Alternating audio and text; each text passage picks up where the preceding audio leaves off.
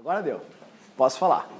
É que se eu falo antes é um horror, casa tudo errado, é uma tristeza. Eu gasto um tempão lá e eu não sou muito coordenado.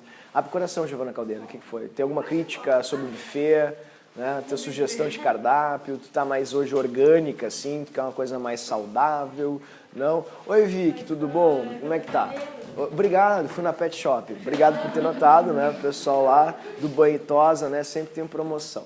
Bom, queridos, bom dia. Bom dia, bom dia. Vocês estão se reagrupando em locais diferentes, pessoal? Tem alguma coisa a ver com a logística das balas? Que todo mundo, como eu começo por aqui, né? Que eu tenho muito medo da Luísa Cirne, acho que todo mundo se agrupou aqui. É alguma coisa pessoal? Vocês querem falar alguma? Por favor, o professor é super, né, aberto aí a observações, ao saque ali, que é o serviço de atendimento ao cliente. Tá tudo certo aí? É que teve aqui, ó. Eu acho que ali é por causa do tripé, né? Que fica ruim. Eu imaginei. Oi. Ah, tem gente ali? Ah, então. Ok, tudo certo. Bom, então tá. Bom, queridos, bom dia para você que está se alimentando aí, não é? Selvagemente, importante é isso mesmo. Importante é se hidratando também, passando seu creme para as mãos, bacana. Isso é muito importante. Sabe, hidratação é tudo. Hoje a gente vai fazer, hoje é a nossa aula 4, né? Como na aula passada eu havia comentado com vocês, não tinha interesse de te atrasar, né? Sei que vocês estavam famintos, é sempre um problema ao meio-dia. Tudo bom, querido? Bom dia. Ao meio-dia, atrasar aí o almoço, o pessoal tá com fome ali, vocês precisam se alimentar. Então eu acabei a aula um pouquinho antes e não dei para vocês o fator de Van Toff, que é um detalhe aqui das propriedades coligativas. Então, nesse primeiro momento, curto mesmo, da aula, eu vou mostrar para vocês as propriedades coligativas e daí já deixei preparadinho para o pessoal que vai fazer UFSC e vai fazer também a CAF. Eu já montei ali um trechinho, vou gravar para não tomar o tempo do restante, não é, dos alunos, porque é uma abordagem, como eu tinha comentado com vocês, pontual da CAF e da UFSC. Na verdade, eu já gravei, já está prontinho, só estou esperando para postar, para dar primeiro essa parte, né, e depois para postar essa partezinha da CAF. Tudo certo? Então, tá aqui, eu não sei a página, só página 41, muito bem, 41. Ok? Ali onde a gente tem o fator de Van Toff. É algo bem fácil mesmo, não tem caído mais ultimamente, o pessoal tem deixado assim no esquecimento. Antigamente era de praxe da URGS, até vou fazer contigo aqui algumas questões antigas da URGS, que trabalham com isso, né, diretamente. Só que com o tempo, como eu falei para vocês, houve um empobrecimento muito grande no que tange propriedades coligativas. Não se cobra mais como se cobrava antigamente, porque a matéria perdeu certa expressividade. Então, o fator de Van Toff, ele diz respeito a isso aqui.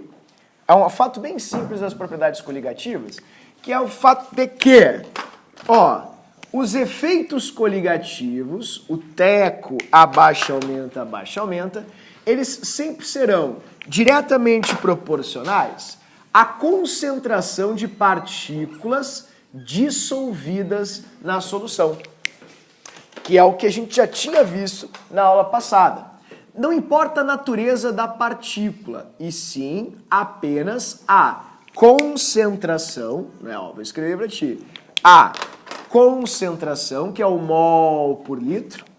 Eu vou até colocar concentração mesmo para ficar mais didático.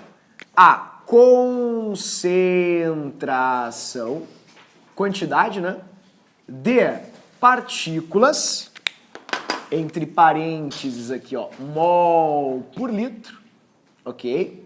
De partículas quaisquer, não interessa a natureza da partícula, partículas quaisquer na solução. Tá, tu já falou isso, né? Tu tá com probleminha de memória e tal. Obviamente, a gente vê que com idade avançada isso é comum. Mas só preciso te dizer, né? Tu já falou. Qual é a novidade? Então, queridos, vou dizer para vocês qual é a novidade. Não importa a natureza das partículas. Não importa a natureza das partículas. Isso é uma coisa muito importante. Não importa a natureza das partículas. Importa a natureza, não entendo natureza. Natureza é se é íon, se é molécula, isso não interessa. Natureza das partículas, ok? Então, nesse nosso pequeno brainstorm aqui que o professor está te promovendo, estou marcando as palavras-chave e fazendo apontamentos. Não importa se as partículas são íons, se são átomos, se são moléculas, pouco interessa. Se ela está dissolvida na solução, qualquer partícula vai gerar um efeito coligativo semelhante a outra qualquer partícula, ok? Então, isso a gente viu na aula passada, como o professor havia te mostrado, sobre o tamanho do teco, comentou inclusive que, né, se tiver muita partícula dissolvida na solução, a solução tem um tecão, muita variação. Se tiver pouca partícula dissolvida na solução, a solução vai ter um tequinho, pouca variação. Entretanto, a gente não conversou sobre a origem dessas partículas, que é o que o fator de Van 't Hoff traz à tona, é o que o fator de Van 't Hoff questiona. Como assim? Deixa eu fazer um exemplo bem fácil assim de entender. Ó, vou colocar aqui para ti, ó. Entretanto, tá aí a conjunção, fechou? 2 Becquerels. Imaginem 2 Becquerels aqui pequenininhos, tá aí o Becker, e eu vou adicionar a uma quantia qualquer de água 2 tipos diferentes de solutos. Um soluto de natureza iônica e um soluto de natureza molecular. O de natureza iônica vai sofrer um fenômeno que o de natureza molecular não vai sofrer. E esse é o grande problema das, digamos assim, propriedades coligativas. Vamos supor que nós tenhamos aqui a solução A, queridos, e a solução B. Vamos supor que na solução A eu tenha adicionado açúcar. Tudo bem? Açúcar, que é um soluto molecular. Vou colocar aqui para ti, ó, 1 molar de açúcar, que se chama sacarose. Sacarose. Vou colocar embaixo aqui para ficar mais fácil. E aqui em cima eu coloco as bolinhas para tentar te ajudar na ilustração. Vamos supor que eu coloque em 1 litro de água aqui, tá aí o volume de 1 litro, 1 mol de açúcar. Tá aqui 1 litro de água, ok? Para a gente poder fazer uma solução de 1 mol por litro. Tudo certo? Então, o volume de solução é exatamente o mesmo. 1 litro de água e aqui 1 mol. Tá, mas 1 mol de quê? 1 mol de açúcar. Então, eu vou fazer aqui embaixo uma solução 1 molar de sacarose. 1 mol por litro de sacarose. Sacarose. Lembrando que a sacarose tem essa formulinha aqui, que é bem popular, C12H22O11. C12H22O11, ok? Então isso é bem importante. Estou colocando 1 mol de sacarose em 1 litro de água. E aqui eu vou colocar outra coisa. Eu vou colocar 1 mol de sal. Deixa eu colocar o sal aqui com uma outra corzinha.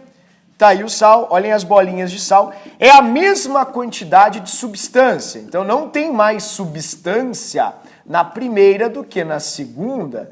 A quantidade de substância é a mesma. Vou colocar 1 mol de sal nessa aqui, bem como eu coloquei 1 mol de sal na outra. Tá, fala de uma vez o que vai acontecer. Calma, não me pressiona. Isso não funciona sob pressão, né? Sou meio lento, ok, fechou. 1 mol de sal. Qual o problema? Não é problema, querido, é algo fantástico. É um fenômeno lindo, lindo, lindo que vai acontecer aqui frente aos nossos olhos. Quando a gente for medir os efeitos coligativos destas duas soluções, vocês vão ver que a B vai ter um tecão e a A vai ter um tequinho. A variação não vai ser a mesma. E aí, para o leigo, não é? Para a pessoa que não tem muito conhecimento mais aprofundado em química, vai haver um estranhamento, que é natural, obviamente, porque todo professor sempre pregou o seguinte: o teco depende da concentração. E aí o aluno vai lá e lê. Ah, mas a concentração das duas é a mesma. 1 mol por litro. 1 mol por litro. Então é a mesma concentração. Entretanto, existe algo que acontece com o sal que não acontece com o açúcar. E esse algo a mais, digamos assim, se chama dissociação. Então eu vou mostrar para vocês aqui o que vai acontecer ao colocar açúcar na solução A. C12H22O11. Quando a gente faz a dissolução do açúcar, ó, dissolução, quando a gente dissolve açúcar, não acontece uma hidrólise do açúcar e ele se quebra em moléculas de glicose. Não, querido, o açúcar apenas se dissolve. A prova disso é que se vocês ferverem Coca-Cola normal, tu nunca mais vai tomar Coca-Cola normal. Porque a quantidade de açúcar que tu vai enxergar lá no fundo é um troço absurdo. É uma quantidade absurda, assustadora. Olha como a gente está cansado de ver aqui no nosso quadrinho. Tá ali, ó. Olha o simulador. Coloquei meu drink mix, olha o drink mix, tá vendo? Evapora, evapora, tira a água, tá ali o drink mix perfeitamente como foi adicionado antes. Porque não é uma reação química, é um processo físico de dissolução. Então, se eu coloco uma partícula, tá vendo, de açúcar, eu tenho no final exatamente uma partícula. E tu sabe por que isso? Vou te explicar. Porque esse soluto aqui, ó, é um soluto molecular, como a gente chama. Soluto molecular. Ok, mas olha só, não lembro o que diabos é um soluto molecular. Não tem problema, a pessoa te ajuda. O soluto molecular é um soluto formado somente por ametais, ou seja, não pode ter metal. Sempre que nós tivermos um soluto molecular, não ocorrerá dissociação, ok? Então isso é muito importante e é aí que entra o fator de Van Toff, efetivamente. O fator de Van Toff serve para corrigir isso, a relação de quanto tu bota e qual é o efeito gerado de verdade. É que teu discurso não está muito claro ainda, não estou entendendo que efeito que vai se gerar. Ó, como a proporção é de 1 para 1, se tu coloca 1 molar de açúcar na solução, vou colocar para ti aqui, o que tu vais ter na solução de teco, de efeito, é 1 molar. Porque, repito, se uma glicose dissolvida em água produz uma glicose, a proporção é 1 para 1. Então, 1 mol por litro de glicoses em água vai proporcionar 1 mol por litro de partículas em água. Como o nosso cérebro é burro, ele só enxerga o que é tácito, ou seja, as coisas que são evidentes e implícitas às nossas percepções. Não entendi nada do que falou. Ó, tem um monte de átomo aqui. O teu cérebro diz assim, monte, grande, grande, grande. Não é. Estamos falando de coisas micro. Como na representação, pessoal, toda letrinha tem o mesmo tamanho, a gente tem que relevar um fato muito importante. Ou, na verdade, não podemos deixar passar um fato muito importante. Sempre átomos vão apresentar tamanhos diferentes. E a forma com a qual a gente escreve não é verossímil ao tamanho das partículas, não é verossímil à quantidade de partículas em solução. Então a gente tem que fazer esse balanço entre teoria e prática. São coisas diferentes. Em outras palavras, não é porque tem um monte de átomo aqui que tem um monte de partícula. Esse grupo de vários átomos acaba ficando bem juntinho, formando uma partícula, gerando o efeito coligativo correspondente a uma partícula. É isso que acontece aqui. Não entendi. Tá, então eu vou tentar mostrar o exemplo da B para ver se eu consigo me fazer entender, queridos. Olhem a B, e aí eu vou te explicar por que eu tenho essa teoria de que o nosso cérebro ele sempre nos engana.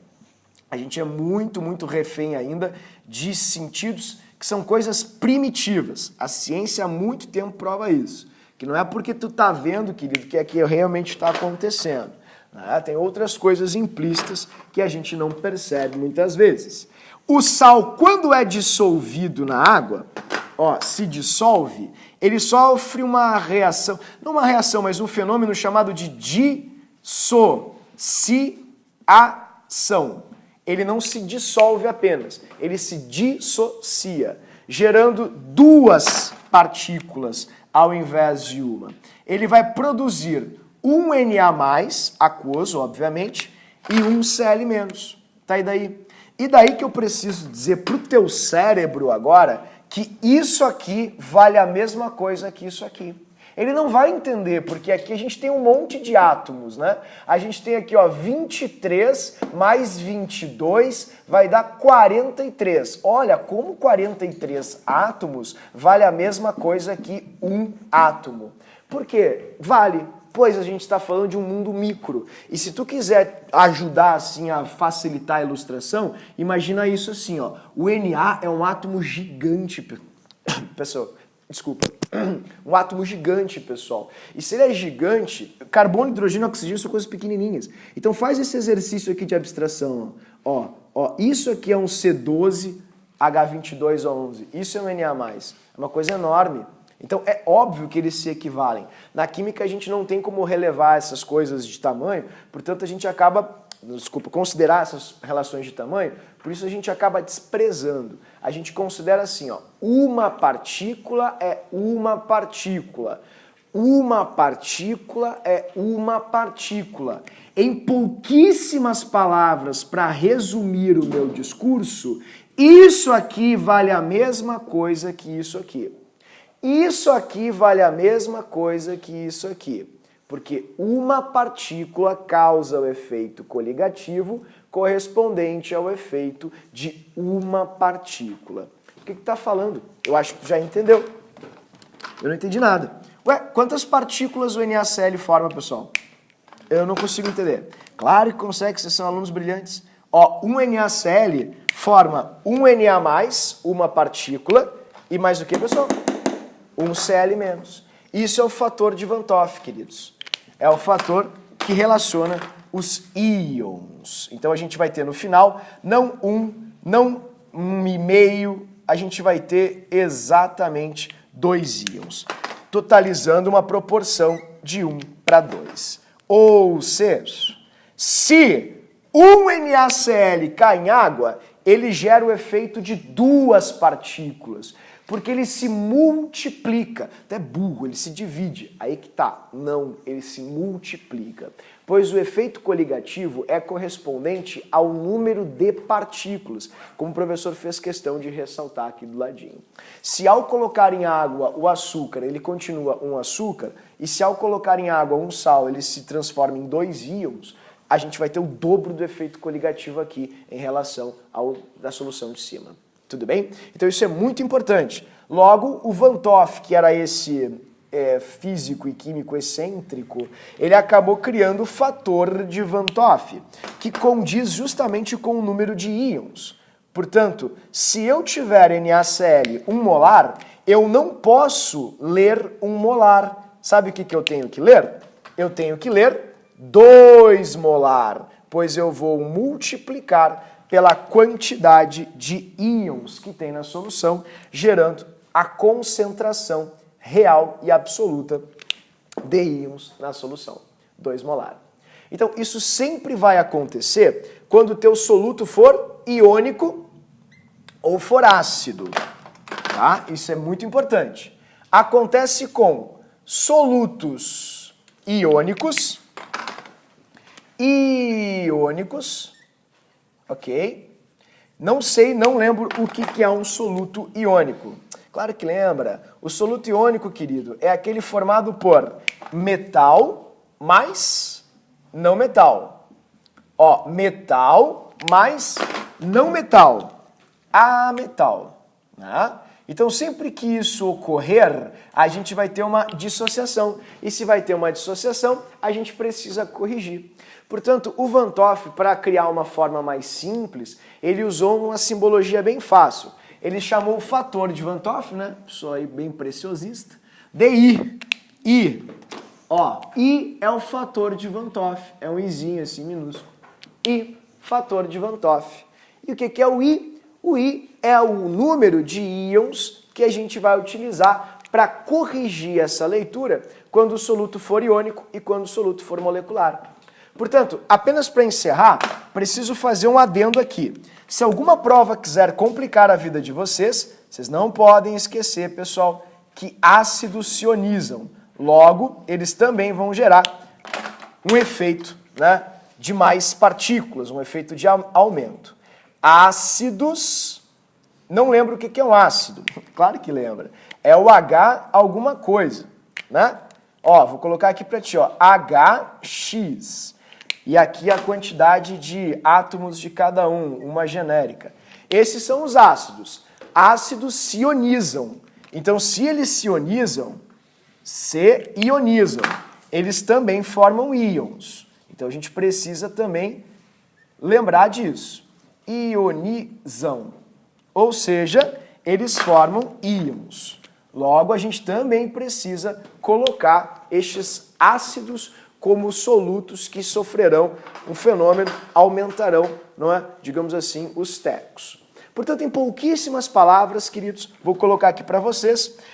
Quando o soluto for molecular e tu quiser calcular o tamanho do teco, olha aí, ele tem um tecão ou tem um tequinho? Cara, é bem fácil. Basta ver o seguinte. Ó, tá aqui, efeito coligativo, vai ser igual a concentração. Tu só precisa olhar para a concentração. Não entendi.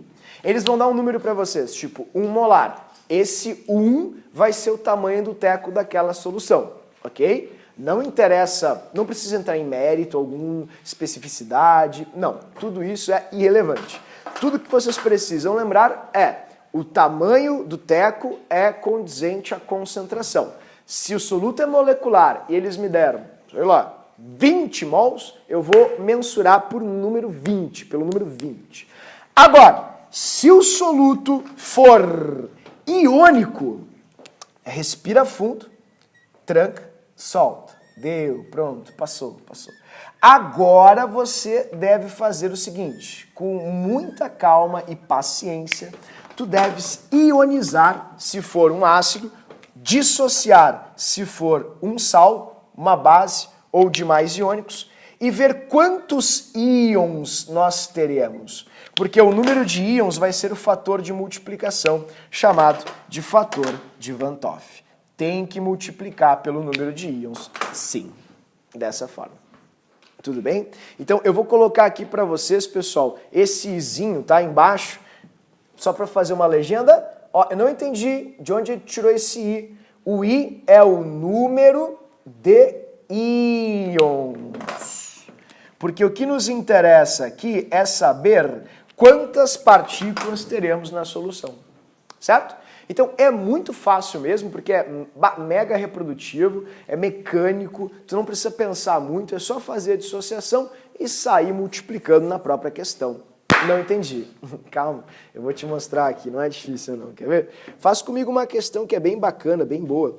Tá? E lembrando, não entendo essas coisas, é muito difícil para mim. Eu discordo, a gente já viu quantas vezes isso, ó. O que acontece quando o sal cai na água? Isso aqui, ó, é um sal, tá vendo? Vou te mostrar. Isto é um sal. Quando ele cai na água e a água interage, dá uma olhadinha ali, ó. Não tem mais um sal, tá vendo? Tem mais partículas. Tá aqui, ó. Tem essa partícula aqui, ó, essa é uma partícula. Cadê a outra? Cadê o Cl aqui? Eu não tô vendo. Aqui, ó, aqui tem um Cl escondidinho ali, outra partícula. Então, ele aumenta o número de partículas na solução. Não esqueçam disso. Faz tempo que não cai, ok? Ah, e outra coisa, tá, pessoal? Para tentar ajudar a fazer com que o cérebro da gente perceba algo que a macrofísica, a cinemática não percebe, que é o mundo particular. Olhem para cá. Isso aqui é uma partícula. Isso aqui é uma partícula também, tá? Ah, mas isso aqui é muito maior. Não interessa. A gente despreza a diferença de tamanhos. Afinal, isso já é uma tentativa de representação de micro em macro. Então, tu precisa sempre associar, ó, é molecular, não se separa. Então, isso aqui vale a mesma coisa que isso aqui. Tudo bem? Eu fui claro, vocês entenderam isso? Vamos ver, só tem um jeito, fazendo exercícios. Então, vamos fazer um exercício bem fácil aqui, bem simples, que é essa questão aqui, um clássico da URGS, né? Deixa eu ver, essa aqui pode ser, ó, tá lá. Questão 10, maravilhosa, vou fazer duas com vocês que são bem boas, depois vocês podem fazer, todas são iguais. Ô, Vicky, desculpa, tô te atrapalhando aqui. Pô, obrigado, querida, desculpa te incomodar, obrigado pela tolerância, né? Um monte de fio em cima dela, tá lá. A questão 10, pessoal, ela é linda, essa questão é super fácil e vai ser ótima para a gente praticar um pouco isso, né? A questão 10, ela diz o seguinte, a página é a 43, queridos. A seguir são arroladas algumas soluções aquosas de solutos iônicos ou moleculares. Quando isso cai, é uma questão vintage, bem velha, bem antiga, mas nunca se sabe quando eles vão desenterrar no inferno algumas questões desse tipo. Então, é legal a gente se precaver, se preparar. Ele diz assim, a seguir são arroladas algumas soluções aquosas de solutos iônicos e moleculares. A primeira coisa que eu te sugiro como, enfim, estratégia de resolução é o seguinte, separa quem é iônico de quem é molecular. Isso vai te ajudar bastante. Não entendi. Olha só, essas são as soluções, ok? Quem é que é iônico aí, quem é que é molecular? Bah, eu esqueci. Então a gente olha aqui. Os moleculares são formados por ametais e os iônicos por metais e não metais. Portanto, a primeira, vou pintar aqui de verdinho. Iônico, iônico, iônico. São 3 iônicas. Quem são as moleculares? Glicose e sacarose. Eu não sei a fórmula da glicose, bem como não sei a fórmula da sacarose.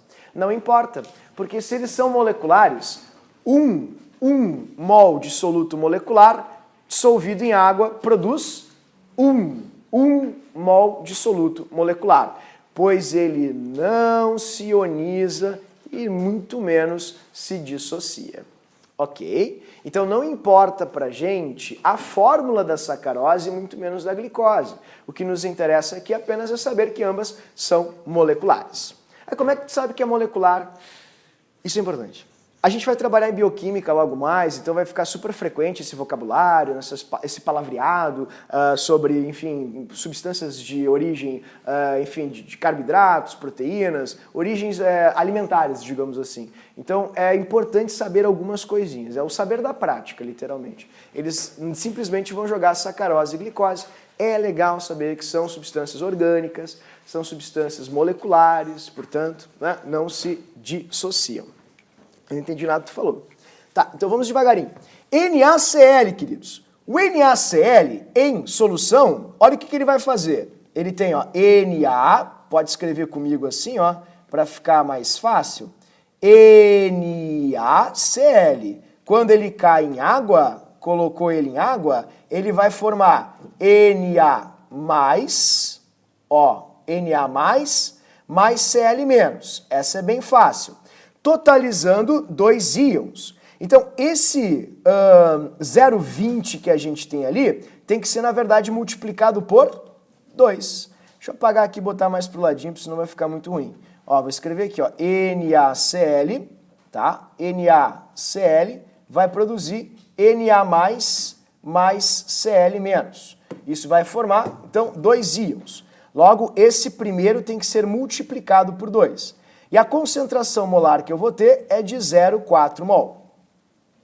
Tudo bem? O segundo não faz nada. É como se tu estivesse multiplicando por 1, porque a proporção é de 1 para 1. Então deixa ele como ele está. O terceiro, esse pode ser um problema, é AlNO3, 3. Então eu vou escrever aqui para ti, ó. AlNO3, 3. Flechinha. Vamos separar. Vamos produzir um Al mais 3, mais 3 íons nitrato, ok? Desculpa. Pronto, passou. 3 íons nitrato, isso é bem importante. Totalizando 4 íons. Ó, 4 íons. Mas eu não lembro muito bem dessa parte da inorgânica. Pois é, mas aqui é bem requerido, então é legal a gente fazer uma revisãozinha da inorgânica. Pela regra da tesoura, tu sabe as cargas e o número de partículas é fácil de perceber. Basta ver quantos metais tu tem e quantos não metais tu tem. Se tu tens um Al com 3 NO3, um Al 3 NO3, 4 íons ao total. Portanto, precisamos multiplicar por 4 essa solução aqui, vezes 4. E 0,25 vezes 4, numa conta rápida, dá 1 molar.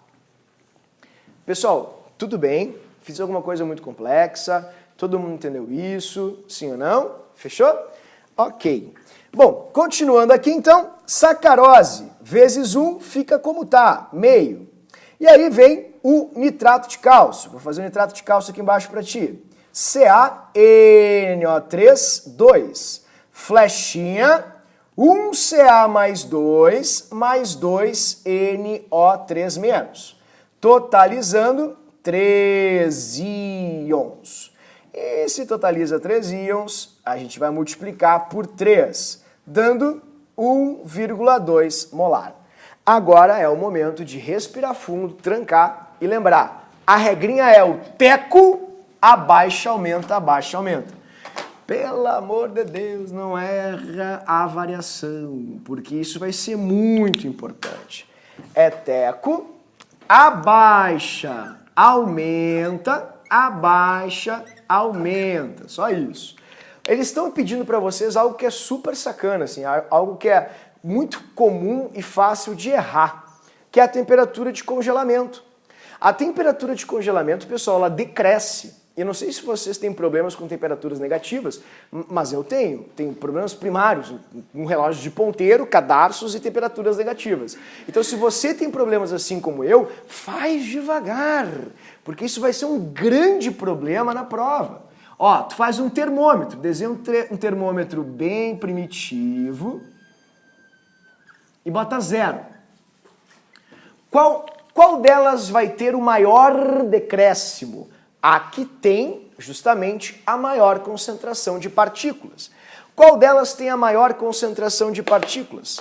A 5. A 5 vai ser a que se encontrará mais abaixo de 0, porque é a que mais desvia da idealidade, que é 0, porque é a que tem mais íons dentro da solução, dificultando a formação do cristal de gelo. Então a 5 fica aqui embaixo. Depois da 5, a gente vai ter, ó, A3. A3 é quem não decresce tanto assim, mas tem um bom decrescimento, né? Ou, desculpa, um bom decréscimo. Decrescimento é ótimo. Bom decréscimo. Depois das 3 aqui, quem é que a gente tem? A4, que é o número 0,5, tá? A4 vem aqui em cima, vai decrescer também bastante, mas não tanto quanto as demais. Depois da 4, a gente tem quem? 4, 4, 4, 0,5, olha ali, 1, que tem o número 0,4. Tá aqui a 1. E por último, a que menos decresce é justamente a solução que tem o menor número de partículas na solução, que é a 2. Por ter menos partículas na solução, vai ser a que menos se afasta de 0. Consequentemente, mais próximo de 0 ela ficará. Não entendi, tem muita palavra. Estamos medindo o afastamento de 0. Quem tem mais partículas se afasta mais de 0. Quem tem menos partículas fica mais próximo de 0. É só isso. Ah, mas por que é para baixo? Porque o congelamento diminui. Entende? Não esquece disso. Portanto, se eles estão te pedindo a ordem crescente das temperaturas de congelamento, tem que ser essa aqui, querido. 5, 3, 4, 1 e 2. 5, 3, 4, 1 e 2. 5, 3, 4, 1 e 2. Resposta certa, letra E. Isso é o que tem de mais difícil nessa matéria. Juro por Deus. Na URGS e no Enem, ok? Quando a gente faz UFSC e faz a CAF, muda o panorama, né? O pessoal não sabe brincar. Então eu vou mostrar para vocês o que eles podem cobrar. Vou só mostrar uma coisinha aqui para vocês, tá, pessoal, que me preocupa também para as outras provas. E a outra parte, que é de pressão absoluta e pressão relativa, as leis de Raul, eu vou deixar ali no videozinho, porque é exclusivo para a CAF e UFSC. Leis de Raul, ok? Então, eu só vou mostrar uma coisinha para vocês aqui, que eu ainda acho que pode cair em outras provas, que é quando o fator de Van 't Hoff não dissocia 100%. Isso acontece quando há uma dissociação de 100%. Tipo, 100% do NaCl se separa. Quando a dissociação não é de 100%, a gente não atinge 2 partículas para cada uma partícula. Ah, que difícil o que tu falou. Não, não é tão difícil. Imagina assim, ó. Imaginem 10 partículas de sal. Imaginem que, sei lá, 80% se dissociam. Se das 10, 80% se dissociam, 8 partículas de sal apenas produzirão Na mais e Cl-. duas ainda ficarão juntinhas. Consequentemente, eu não atingirei um total de 20 íons na solução. Eu atingirei uma quantidade menor. Então, eu vou ter 18 partículas na solução ao invés de 20. Tá, e daí, como é que eu vou utilizar isso? Qual vai ser a implicação? A implicação é a seguinte: normalmente nas provas, como vocês viram, eles consideram 100%. Mas se eles quiserem inventar moda esse ano, dificultar um pouquinho mais, eles vão fazer uma porcentagem menor. E a minha observação é bem fácil, tá? Eu vou mostrar para vocês como tu calcula se for menor, mas não te assusta. A minha sugestão é, faz de uma forma mais racional. Se a porcentagem de dissociação não é 100%, o teco não é 100%. Ele não é tudo aquilo que ele poderia ser. Se ela é menor, então o teco vai ser um pouquinho menor. Só isso. Então, essa deve ser a tua leitura e a tua atuação na questão. Se eles te derem um íon no qual não vai haver 100% de dissociação, o teu teco não carrega 100%. Então a variação não vai ser total, não vai ser de 100%. Se a questão for muito quantitativa, infelizmente não vai ter outra escapatória, né? Vou mostrar para vocês aqui. Tá aqui, ó. Lei de Raul eu gravei já, vou postar então agora nessa semana. Tá? Eu vou deixar para vídeo. Lei de Raul é exclusivo para UFSC e para ACAF, então se alguém tem interesse em UFSC e ACAF pode olhar. Mas isso aqui me preocupa um pouquinho, tá? O senhor fez aqui em casa, deixei aqui para não tomar tanto tempo assim, otimizar um pouco mais a nossa aula. Vou mostrar para vocês como funciona. Ó, o que o Van Toff fez? O Van Toff criou uma regra para solutos que não são 100%, ou seja, para ionizações que não ocorrem 100%. Isso é muito comum em ácidos. Ácidos não se ionizam 100%. Alguns se ionizam 50%, outros se ionizam 5%, porque depende do caráter do ácido. Então, se ele for forte, é tecão. Se ele for fraco, é tequinho. Mas vai haver dissociação, ou no caso, perdão, ionização. Então, como é que eu meço isso? Ó, é bem fácil. Vamos supor que vocês começaram com 1 mol de ácido, tá? Não coloquei ele em água ainda, então não tenho nada de produto. A quantidade desse ácido que vai se dissociar, no caso, vai se ionizar, perdão, é uma porcentagem. Pode ser 20%, não entendo. Tu tem R$1, querido, tu desconta 20%, tu desconta 20 centavos. Ó, vai sobrar 80 centavos. É isso que eu quero mostrar para vocês. Se você entende isso com dinheiro, não é porque você é interesseiro, mas é porque dinheiro é algo muito comum e corriqueiro. É a mesma coisa aqui. Então, a atividade cognitiva é exatamente a mesma, a faculdade mental já está prontinha e preparada. Eu só quero mostrar para vocês isso de uma forma mais química.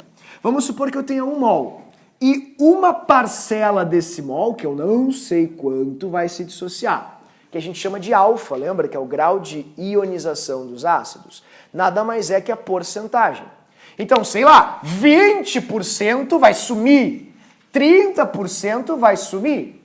E esses 30%, 20% que se consumirão, formarão, na verdade, íons, que são justamente os íons H+, e ânion-. Ou seja, se 20% desse ácido for consumido, ele vai se transformar em 20% de mol de H+, 20% de mol de A-. Como a gente precisa corresponder à estequiometria, ó, 1 mol desse ácido forma A mols de H+, e B mols de A-. Então, se a gente for seguindo aqui a matemática, no final das contas, quando eu for verificar o número de partículas, eu vou ter o que restou do ácido mais a quantidade de H+ que se formou e a quantidade de A- que se formou. Fazendo uma matemáticazinha bem fácil, como tanto A quanto B estão sendo multiplicados pelo alfa, a gente vai ter, ó, alfa vezes A mais B, como o professor fez ali para vocês. Tudo bem? O Van Toff chamou esses íons de K, de Q. Por quê? Para não ficar muito fragmentado, não ficar muito difícil, para otimizar a fórmula, porque ele queria fazer uma fórmula. Então, isso é o íon, número de íons, que é o quê? Q é o número de íons. Ah, mas não era I? É, quando é 100%. Mas quando não é 100%, tu tem que levar em consideração isso. A quantidade que se fragmenta e a quantidade que não se fragmenta. Então, se eu vou ter 1 menos alfa mais alfa vezes Q, a gente pode fazer uma brincadeirinha matemática bem simples, né? A gente pode, 1 menos alfa mais alfa vezes Q, assim, só vou brincar um pouco contigo, é a mesma coisa que 1 mais alfa vezes Q menos alfa. Tá vendo? Eu só passei isso aqui para cá e esse aqui para cá para ficar mais didático, para que vocês entendam por que a fórmula ficou assim. Então, 1 mais, como o alfa está multiplicando tanto a letra Q quanto o número 1 aqui, né, pessoal? Eu posso fazer um múltiplo comum. Eu posso colocar aqui, e o alfa, ele multiplica o Q e o menos 1. Pronto. Essa é a fórmula de Van Toff. 1 mais alfa vezes o número de íons menos 1. Pode cair isso, como eu falei para vocês, o UFSC e a CAF não pode, cai frequentemente, né? Por que está passando isso então se eu não quero fazer o UFSC e a CAF? É porque assim, algumas provas, fora esse âmbito de provas muito complexas, como até posso incluir Paraná também, que cai bastante, já cobraram isso, tá? Então eu acho legal que vocês tenham uma ideia. Tá, mas eu não vou fazer isso, eu me nego a fazer isso. Como é que eu posso sobreviver? Como eu te falei, se a porcentagem não é 100%, teu teco não chega em 100%. É só pensar que não é total a quantidade de dissociação e ionização que acontece. Então, se fosse 100%, seria tantos íons. Como é tantos por cento, vai ser menor a quantidade. Normalmente, assim, só com essa análise, tu já consegue resolver a questão. Entretanto, se eles forem a fundo, se eles forem te pedir qual é a diferença ou o resultado, querido, não tem escapatória. Tem que fazer isso aí sim. Oi.